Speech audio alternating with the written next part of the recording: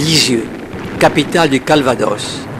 Après le débarquement des troupes alliées en juin 1944, la ville fut l'objet de combats fratricides durant plusieurs jours entre les troupes anglaises et allemandes, au point d'être détruite à plus de 80%.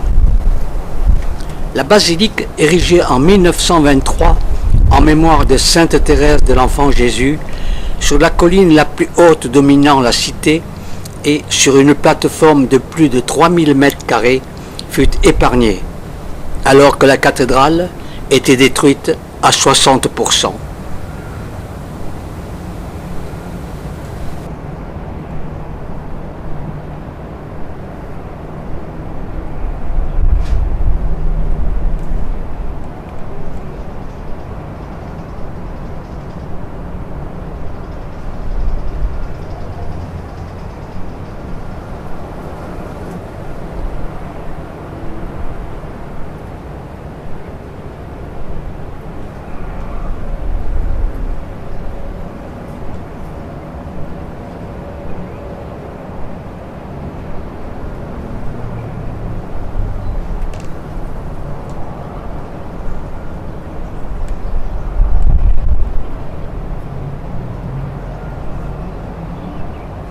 Une décennie fut nécessaire pour que Lisieux retrouve son identité d'antan.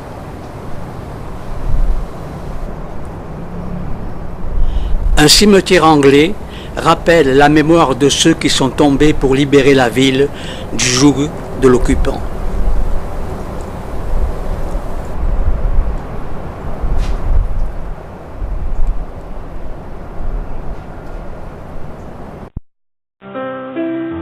La basilique, aujourd'hui, fait l'objet de nombreux pèlerinages venant du monde entier. Lorsque le ciel bleu devient sombre et qu'il semble me délaisser, ma joie c'est de rester dans l'ombre, de me cacher, de m'abaisser. Ma joie c'est la volonté simple de Jésus mon unique amour. Ainsi je vis sans nulle crainte, j'aime autant la nuit que le jour.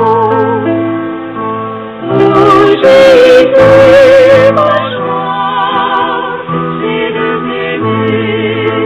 Oh Jésus, ma joie, c'est de t'aimer.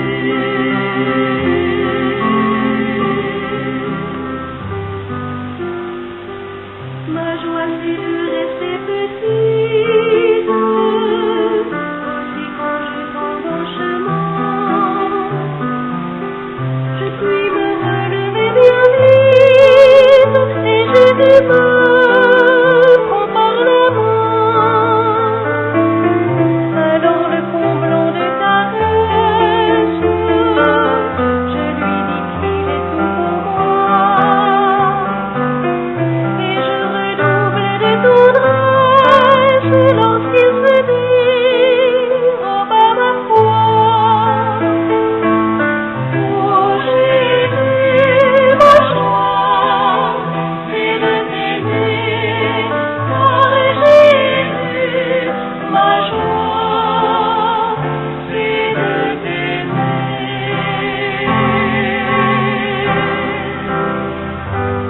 Thérèse Martin naît à Alençon en 1873. C'est la petite dernière d'une fratrie de 9 enfants. Son père est horloger et sa mère dentelière. Petite fille vive, gaie, sensible, Thérèse a 4 ans et demi lorsqu'elle vit un grand drame. Sa mère meurt d'un cancer du sein. Devenu veuf, M. Martin décide de déménager et d'aller vivre avec ses 5 filles à Lisieux. En 1882, Pauline entre au Carmel, suivie quelques années plus tard par sa sœur Marie. Le 25 mars 1883, Thérèse tombe gravement malade. Mais le jour de la Pentecôte, elle est guérie en contemplant le sourire de la Vierge Marie. Avec beaucoup de sérieux, elle prépare alors sa première communion et sa confirmation. Mais elle se sent toujours mal et traverse une grande crise intérieure dont elle sera guérie au cours de la nuit de Noël 1886. Au retour de la messe de minuit, son père, manifeste de l'ennui devant l'usage enfantin de mettre les souliers devant la cheminée. En montant l'escalier, Thérèse parvient à dominer ses larmes et redescend comme si de rien n'était. Elle évoquera toujours cet épisode plus tard comme une véritable conversion. Quelques mois plus tard, elle sent à son tour l'appel du Carmel, mais elle n'a pas encore 14 ans. Devant le refus catégorique de l'aumônier et de l'évêque, elle profite d'un voyage en Italie pour solliciter l'autorisation du pape. Finalement, elle obtient la réponse désirée et entre au Carmel le 9 avril 1888. Les premières années seront éprouvantes. La vie quotidienne, le froid, les longues heures de prière dans une sécheresse spirituelle complète, tout cela ne la décourage pas, même si elle souffre beaucoup. Car la jeune carmélite a un grand désir. Elle veut être sainte.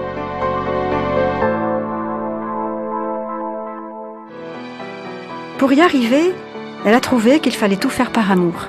Plus l'amour emplira son cœur, et plus elle deviendra sainte.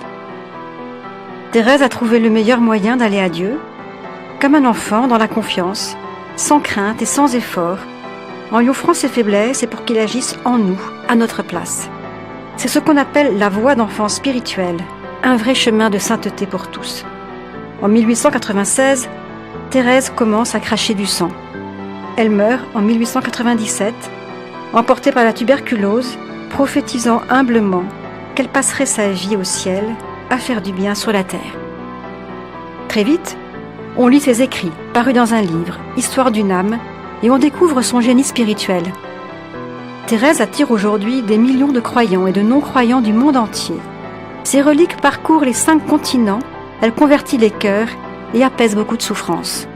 Proclamée patronne des missions en 1927, elle a été déclarée en 1997 docteur de l'Église.